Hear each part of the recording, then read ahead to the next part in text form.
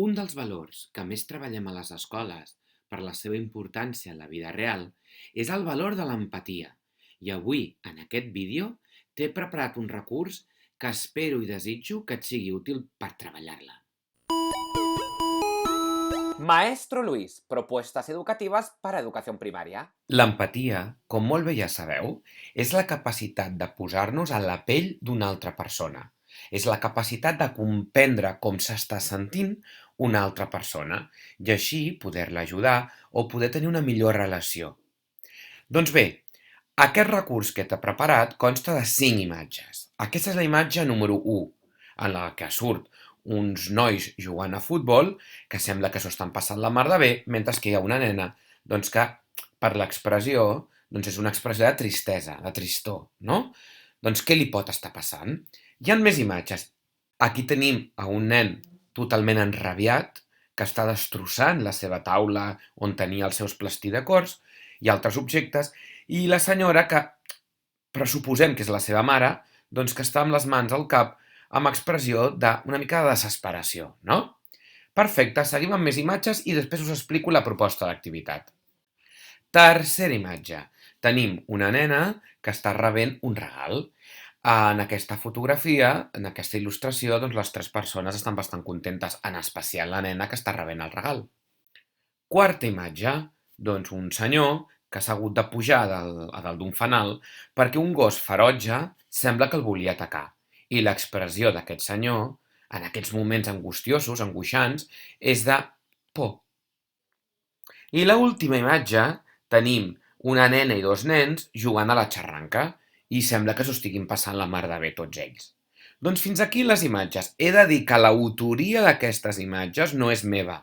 És d'una web que es diu Queriendo TEA. Però ara anem a fer la proposta d'activitat.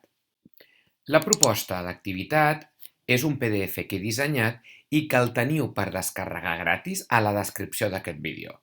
No esteu obligats a fer la proposta d'activitat que jo he dissenyat. Podeu fer-ne una altra amb aquestes imatges. Bé, jo el que he fet és, per cada imatge, per cada il·lustració, crear 2 preguntes i sempre seran les mateixes. Com se sent el protagonista i per què? Per tant, hem d'argumentar aquesta emoció i després, quan t'has sentit així? Fixem-vos que sempre és la mateixa. Com se sent la protagonista i per què? I quan t'has sentit així? La dinàmica pot ser de diferents maneres. Pot ser una dinàmica individual, on a cada alumne se li reparteix aquestes il·lustracions amb el full de preguntes, o bé, també es pot ampliar d'Ina3, fer-ne una per tota la classe, d'acord? I que llavors vinguin aquí cada alumne amb un pòssit, que a mi m'encanta treballar amb pòssits, i que respongui, de tal manera que quan l'alumne enganxa el seu pòssit també pot llegir les aportacions dels seus companys i també estem treballant l'empatia entre els companys al mateix temps que fem l'empatia amb les làmines, amb les il·lustracions. L'edat, doncs jo ho faré a tercer de primària, però això també és molt relatiu, i és que aquesta activitat considero que es pot fer a primer, a segon, a tercer, a quart, i per què no també a cicle superior. D'acord? Doncs torno a repetir, aquest document tan senzill, però que treballa un dels valors més importants de la vida, està a la descripció d'aquest vídeo. Simplement cliqueu i us el descarregueu gratis. I si t'agrada, si us plau, dona'm difusió. Comparteix, d'acord? Que ho agrairia molt. Vinga, una forta abraçada.